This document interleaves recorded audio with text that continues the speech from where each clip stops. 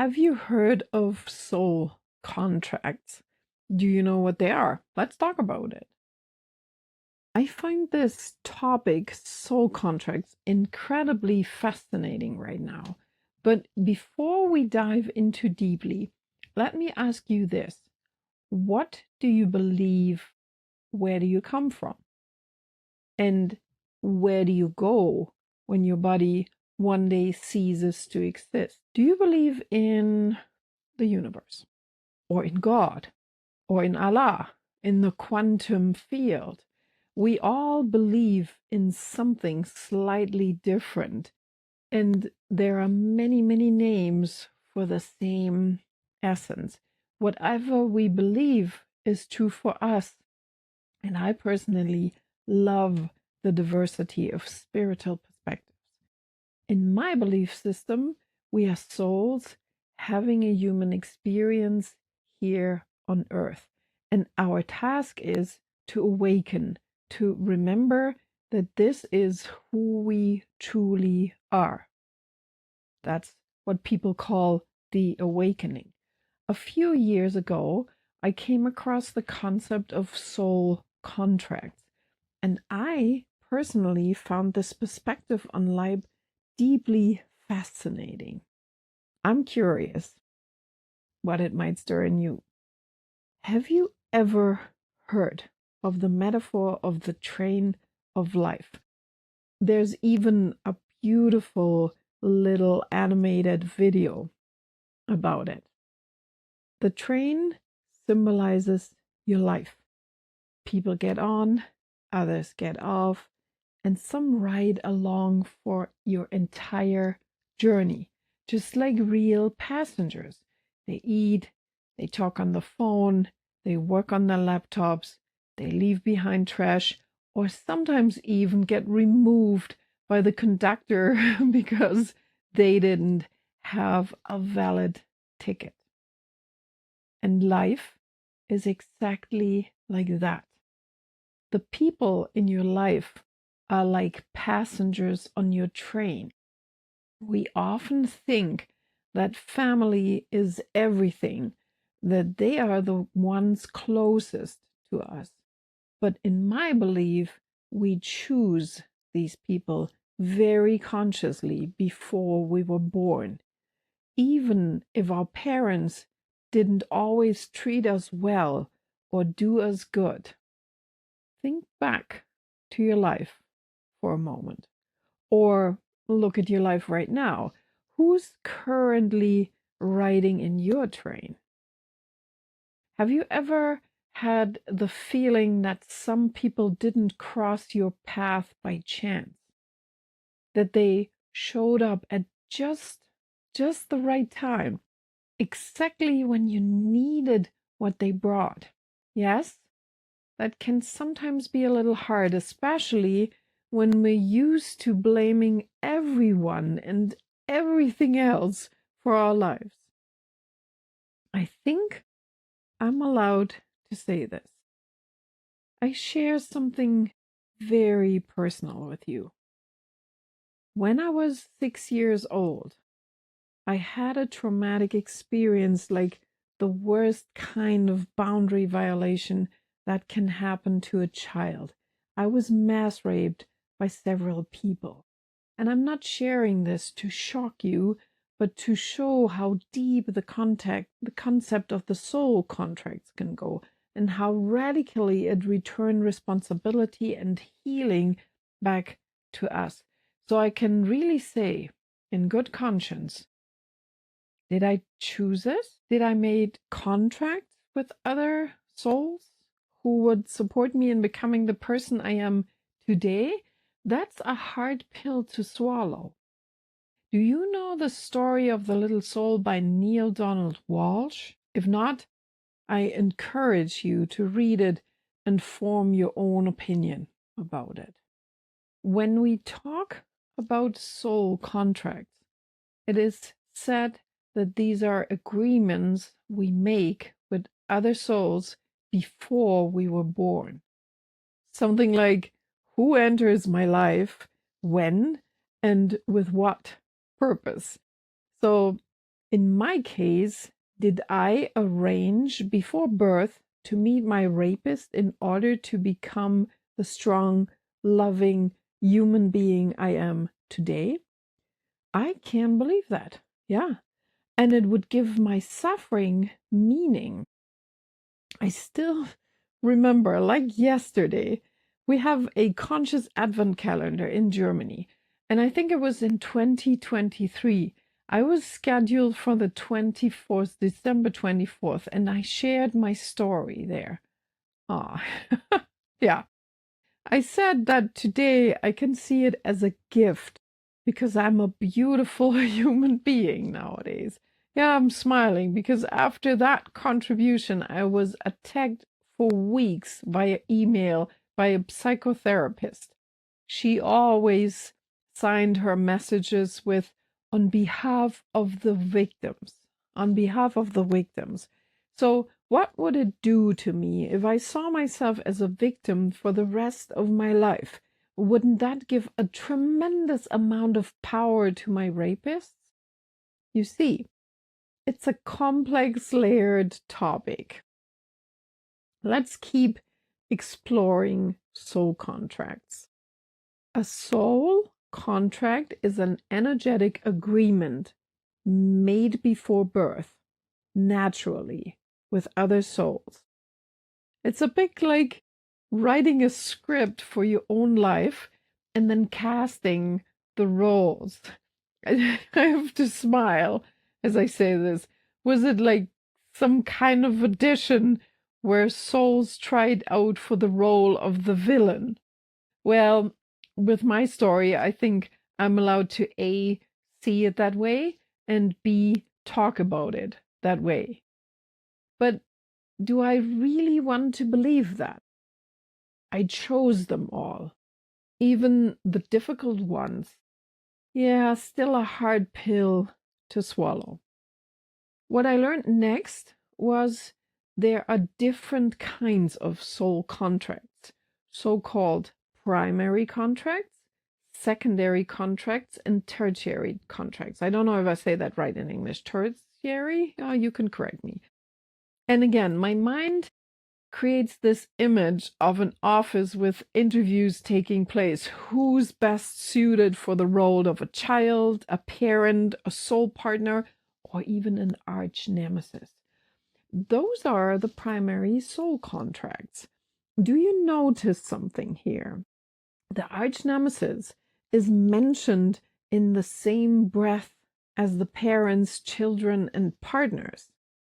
Have you ever heard the saying that love and hate are very close to one another? Because they're both intense emotions and we give a lot of energy to.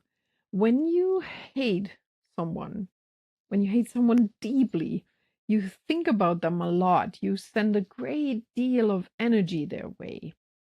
So, primary soul contracts are the people we allow to come really close to us. Secondary soul contracts are people who have a significant influence on our lives, at least for a period of time, like early childhood educators, teachers, ex-partners, or close friends. And yes, those can have a real impact on our life. I, for example, had a wonderful Latin teacher, Mrs. Scratch. I was terrible at Latin, but I was very talented when it came to Roman literature. So, in order not to fail the class, I rewrote the Aeneas into a theater play, rehearsed it with my class, and we performed it at a Roman theater festival in Xanten, Germany. So instead of failing a grade, I got a barely passing one, but more importantly, I gained the belief we do not all have to be the same, that there's always a way if you're willing to put in the effort. Mrs. Scratch had a big impact on my life. She's now longer alive. So Did we make a secondary soul contract before I came to this earth? I find that a fascinating question.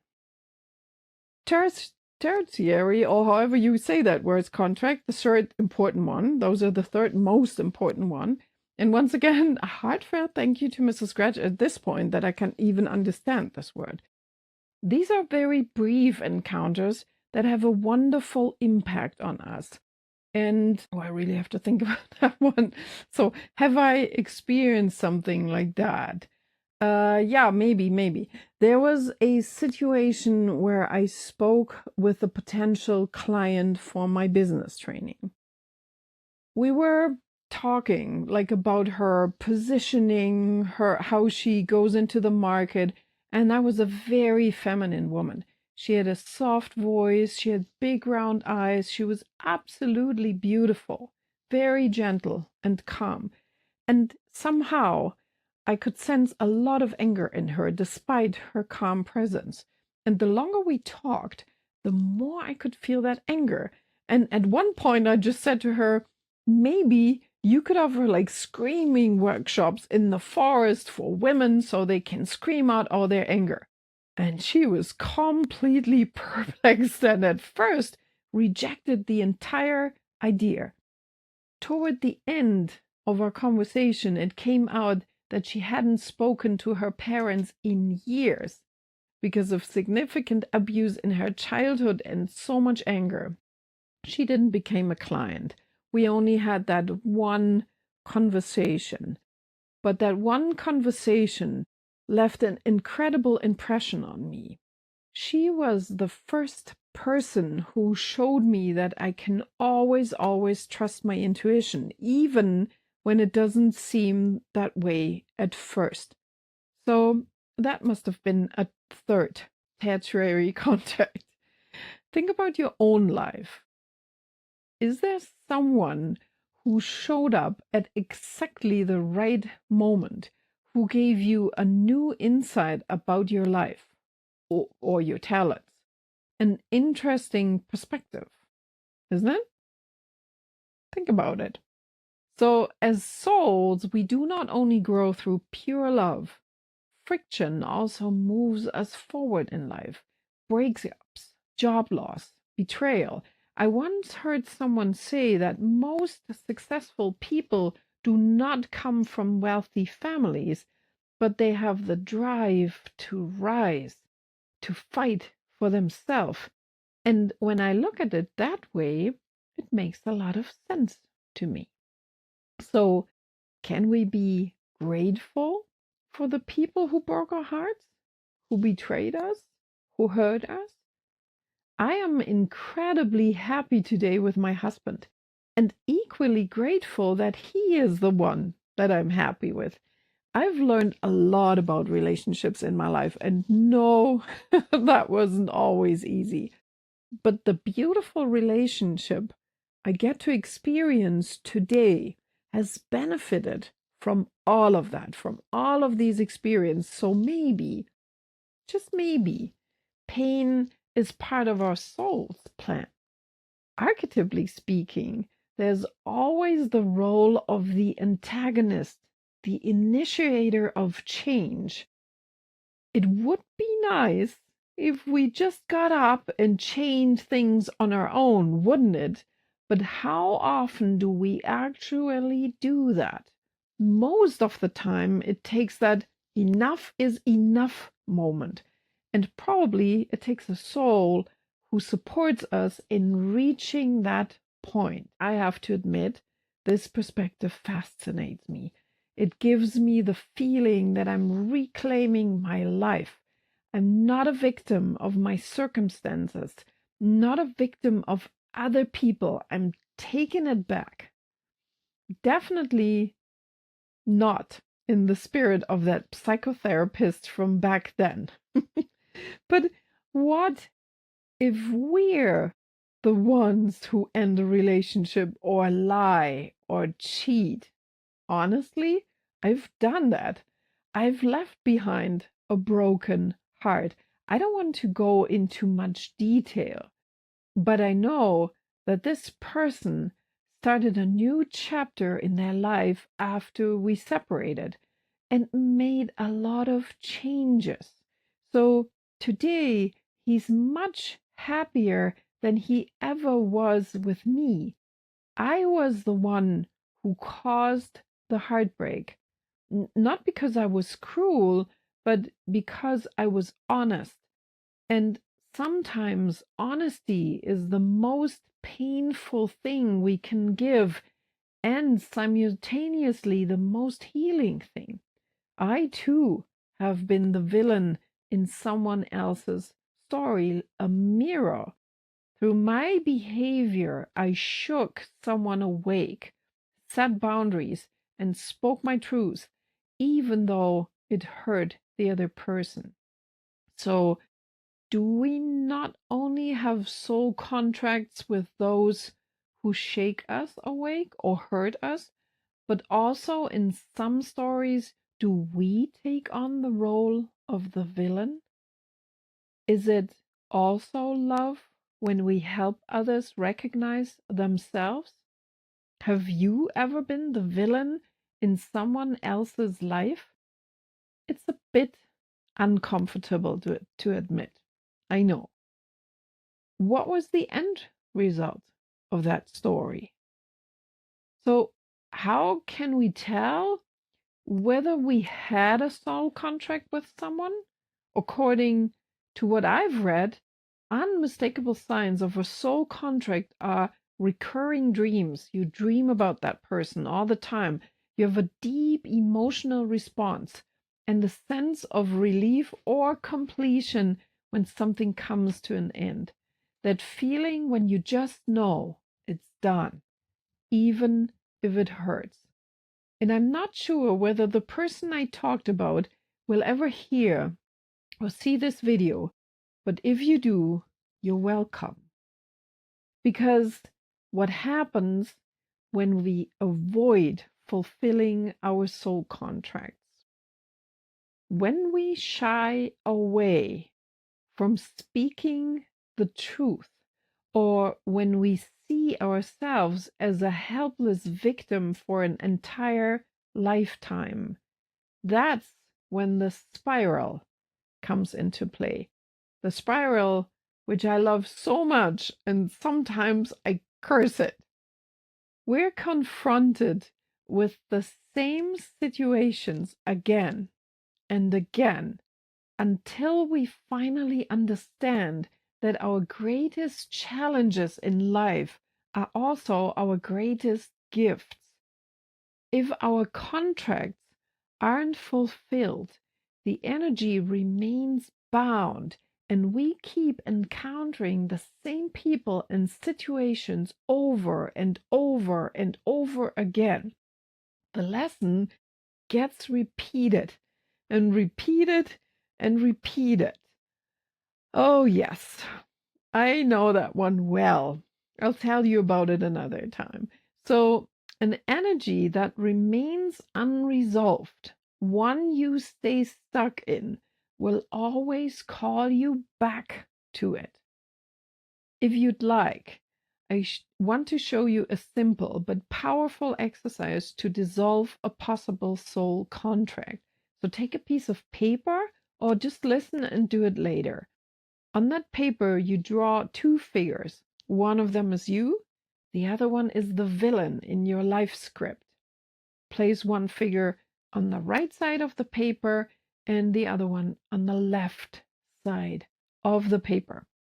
Now, really feel into it. Like tune into the connection between the two of you. List everything painful that happened between you. And for each thing, draw a line connecting the two figures. Yeah? Like energetic cords between you and the other person.